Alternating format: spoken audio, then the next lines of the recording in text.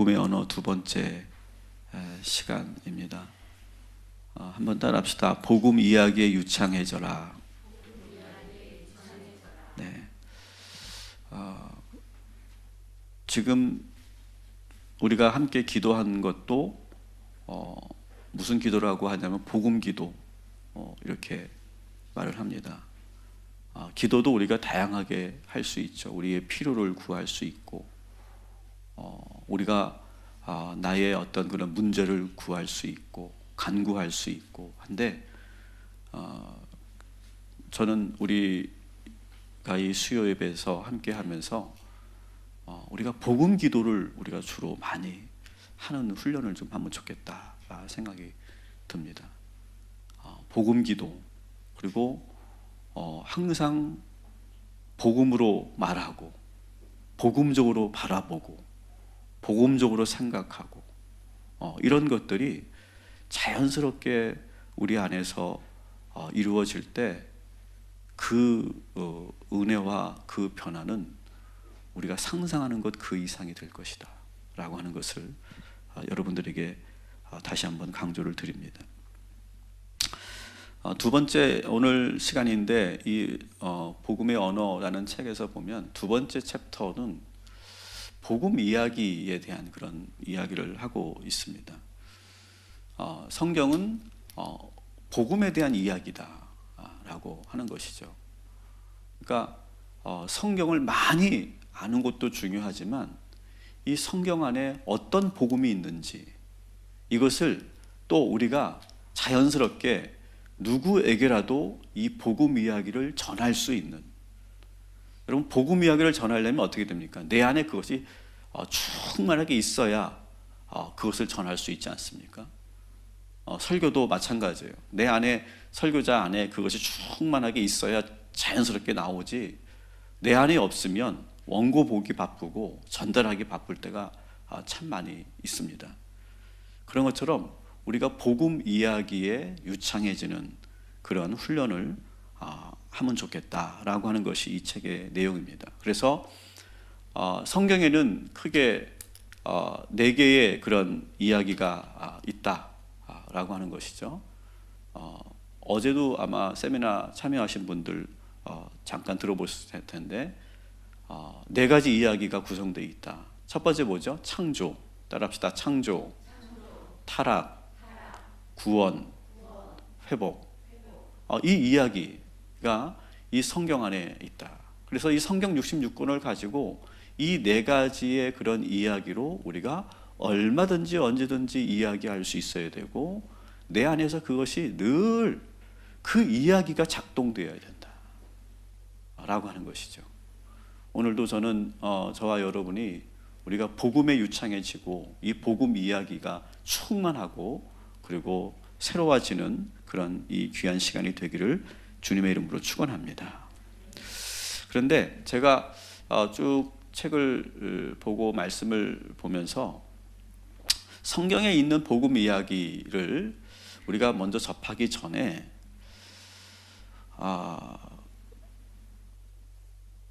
이 복음이라고 하는 거 제가 계속 말씀드리지만 복음은 교회 밖에 하나님을 모르는 사람들에게만 필요한 것이 아니라 정말로 필요한 사람은 신앙생활을 하고 있는 우리들에게 정말 이 복음이 필요하다라고 하는 것을 저는 여러분들이 느꼈으면 좋겠다.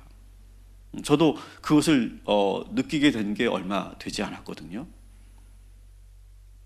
내가 열심히 신앙생활을 하고 있어요. 근데 우리들에게 복음이 필요해요. 내가 신앙생활을 하고 있는데 내 안에 복음이 없어요.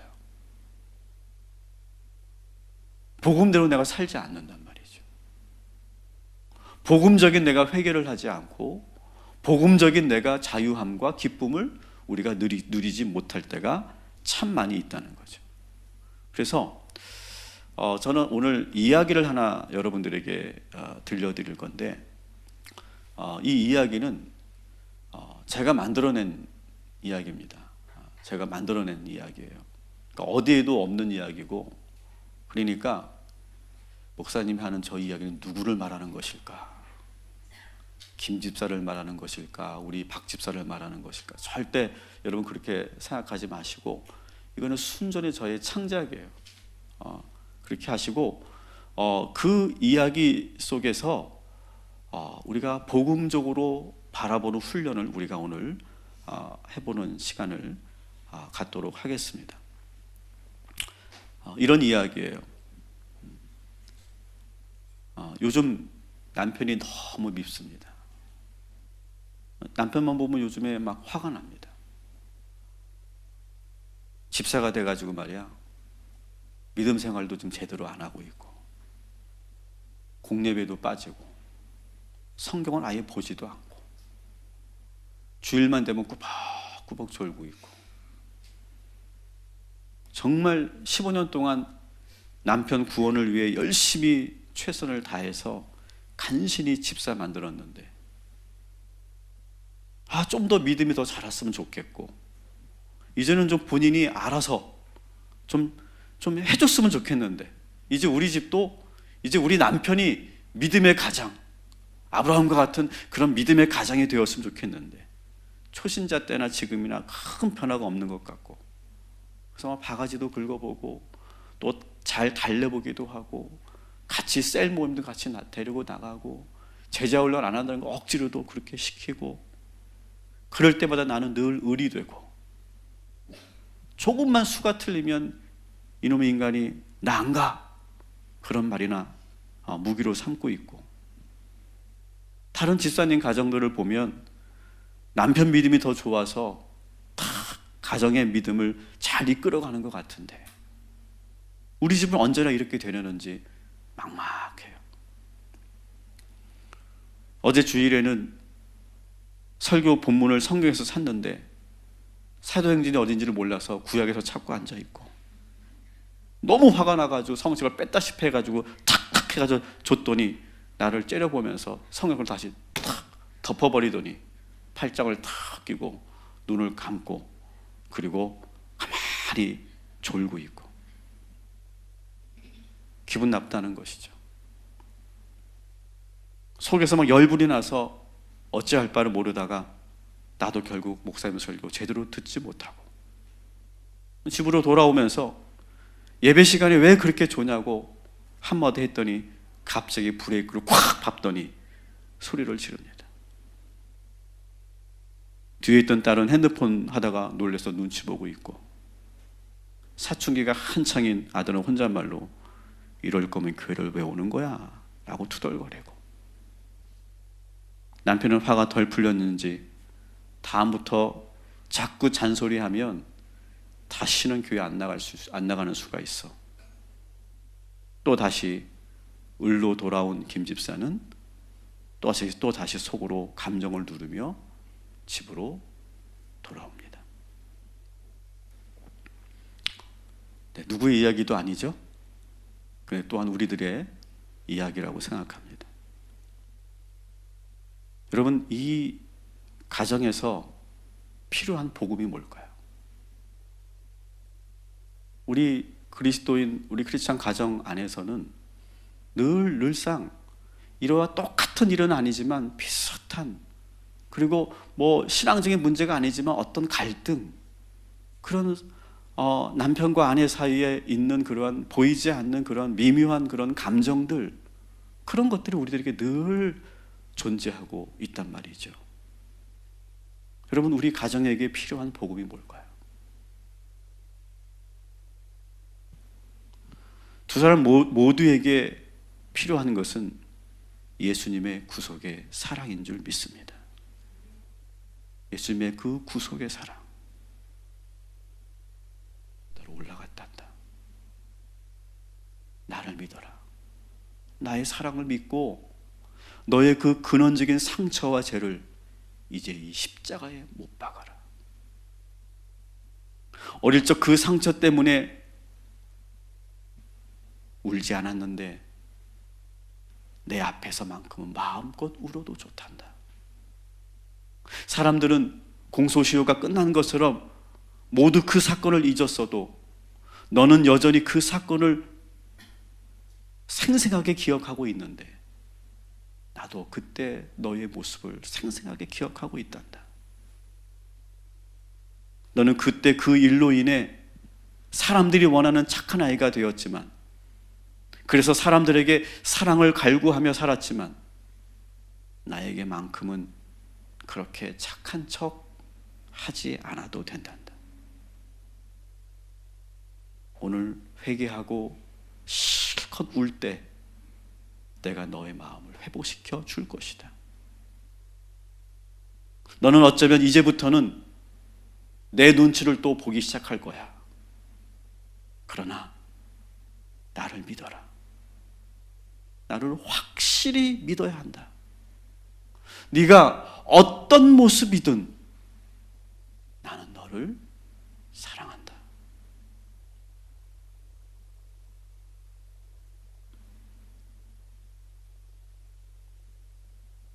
나는 끝까지 너를 기다릴 거고, 너의 습관이, 너의 그 견고한 진이 나의 사랑으로 허물어질 때까지 늘 너와 함께 할 것이다.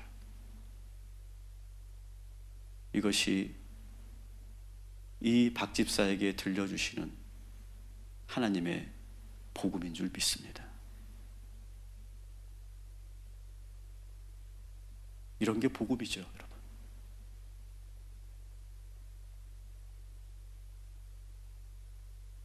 제가 참 좋아하는 복음 찬양이 하나 있습니다. 제가 젊을 때 많이 불렀던 찬양인데요. 가사가 참 좋아요. 한 구절 제가 불러볼게요. 어리숙하다 해도, 나약하다 해도, 강인하다 해도, 지혜롭다 해도 그대는 아는가요? 아는가요? 내겐 아무런 관계 없다는 것을. 유재하의 우울한 편지였습니다. 가사가 너무 좋아요. 복음이에요, 복음. 어리숙하고 나약해도, 강인하지 않아도, 지혜롭지 않아도 나는 아무 관계가 없다. 여러분, 하나님은요, 우리를 정말 있는 그대로 사랑하시는 줄 믿으시기 바랍니다. 이게 잘 믿어지지 않아요, 여러분. 그런데요, 우리는 뭔가를 잘 해야만 하나님이 사랑하신다고 생각하거든요.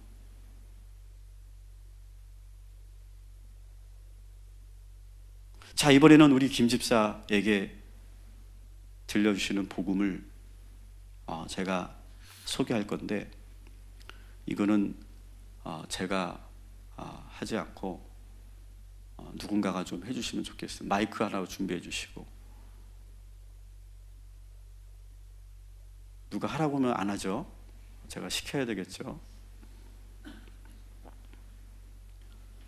누가 하면 좋을까? 우리 여집사님? 여성 집사님? 우리 박수 한번 해주십시오. 여기 있어. 이거 읽으시면 돼. 나오셔. 이렇게 여기 나오셔. 자, 감정이입 잘 하셔서 한번 좀 해보세요. 사랑하는 딸아, 너는 어릴 적부터 항상 열심히였지. 무슨 일을 하든 넌 늘 1등이었고 너의 부모에게는 항상 자랑스러운 딸이었지. 또래 친구들 앞에서 너는 항상 리더였어.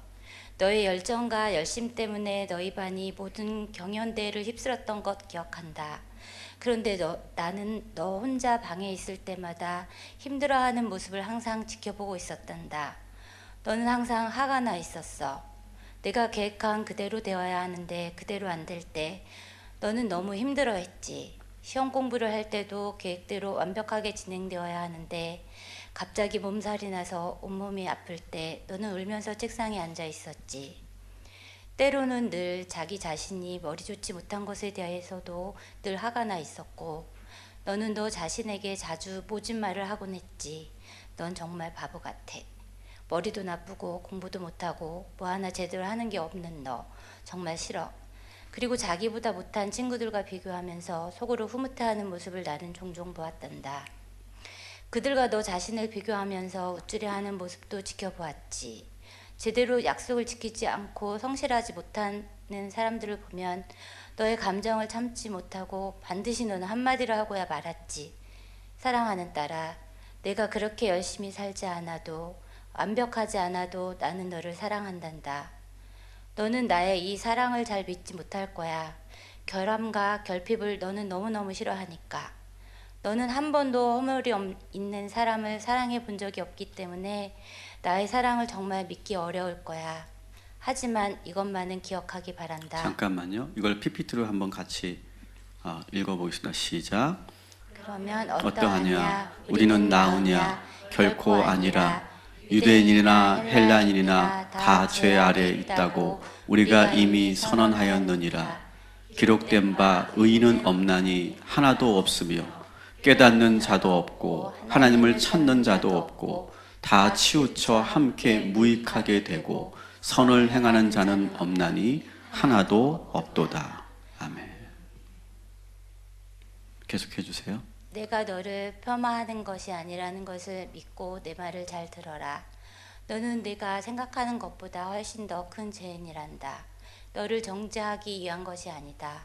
내가 얼마나 허물 많은 죄인인가를 알게 될 때 너는 자유해질 거다. 내가 그렇게 열심히 정말 최선을 다하지 않아도 하나님 아버지는 너를 사랑하시며 너를 안전하게 보호해 주시고 너의 모든 필요를 채워 주실 것이다.